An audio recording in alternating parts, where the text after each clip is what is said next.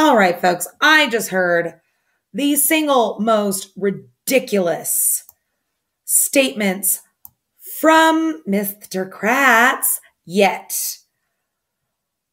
What the fuck is wrong with this man? I mean, I'm honestly starting to wonder if he's ever actually tried a murder case before. And I'm really starting to think that he got his law degree out of a fucking Cracker Jack box, because that is the only explanation for the absolute tomfoolery and bullshittery coming out of his mouth. So apparently, Mr. Kratz appeared on the Michael Smerconish podcast, and I will include a clip. I will include the URL to SoundCloud to this interview down in the description of this video. You've got to listen to this bullshit.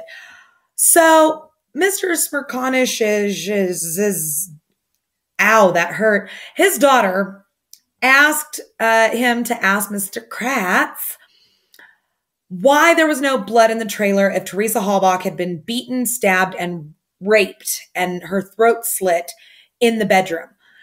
And you're going to love this. He actually had the balls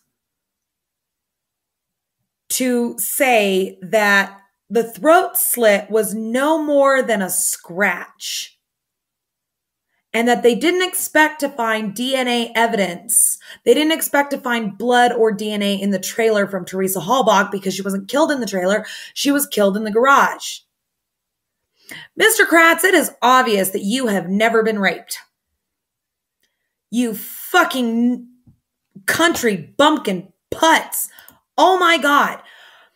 Folks, when you rape a woman, you cause vaginal tearing. And this is because the woman is not giving her partner any assistance. So her pelvis is not tilted up, it's actually tilted down. This will cause tearing in the vagina, which will then cause fucking bleeding.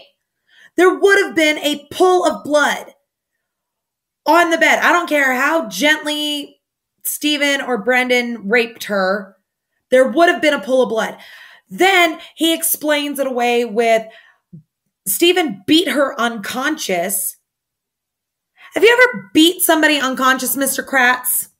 How about I come and beat you unconscious and we can find out if you fucking bleed or not?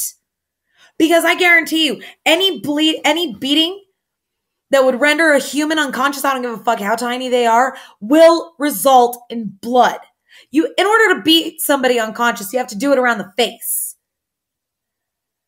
The face is very delicate. Guess what? You fucking bleed, you yuts. He then says that they're not surprised that they didn't find any DNA of Teresa Halbach. Well, if she was raped on the bed, why wasn't any of her DNA found on the fucking sheets? Why wasn't any vaginal secretions found on the mattress? You do know how sex with a woman works, don't you, Mr. Kratz? I don't think you do. I really don't. Because if you'd ever had sex with a woman, you'd know about the wet spot. Oh my God. It is painful hearing this man talk or watching him actually try to defend his shitty fucking case. Yeah, that's his explanation.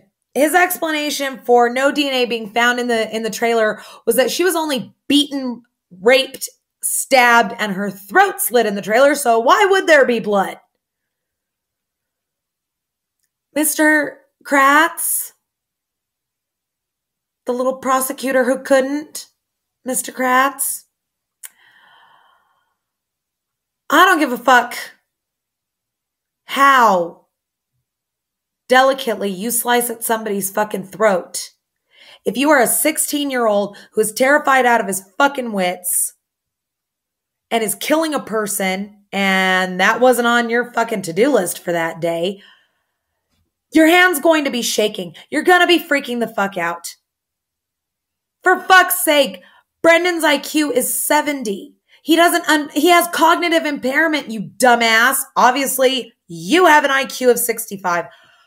What are the fucking requirements for Mr. Kratz's law school? What are the entrance requirements? They have got to be so goddamn low that Clifford the Big Red Dog could go. I'm just saying, folks. Oh my God.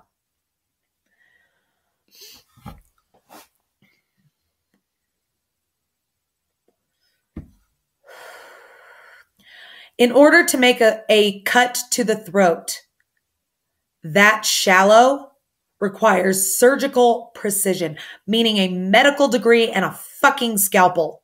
And even then, you would only have to score the first few layers of skin to not get any blood. I doubt Brendan Dassey was able to just merely score the skin to get that much blood, to get no blood. What exactly is your birth defect, Mr. Kratz? Were you hit on the head as a child? Did you eat paint chips? Did your mother drop you? Late night sneaky uncle? The fact is that Mr. Kratz's entire defense of his prosecution, oh, that's a funny statement, is completely erroneous, misguided, and bullshit.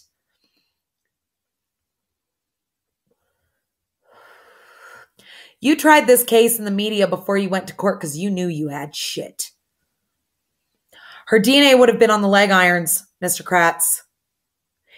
If she was bound to the bed with rope, her DNA and epithelial cells would have fallen onto the fucking sheets. If she'd have been raped, her DNA, as well as Brendan Dassey's and Stephen Avery's, would have been found on the mattress due to vaginal secretions and semen. A beating that vicious as to render her unconscious would have resulted in severe amounts of blood. You claim she was stabbed in the fucking trailer. That would have resulted in a shitload of blood, not just on the mattress, but all over the goddamn room. Obviously, you don't understand blood spatter.